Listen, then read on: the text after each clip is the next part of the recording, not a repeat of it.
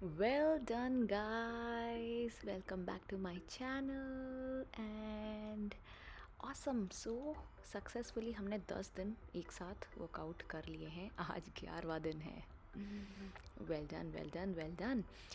तो इसी के साथ हम आज की एक्सरसाइज शुरू करेंगे. पहले एज़ यूजुअल थोड़ा सा वार्म अप करेंगे and I am going to use water bottles. So these are my 2 water bottles. और ऑब्वियसली घड़ी सेट होगी हमारे फ़ोन पे. तो अगर आपके पास डंबल्स हैं आप डंबल्स ले सकते हो. मैंने यहाँ वाटर बॉटल यूज़ किया है.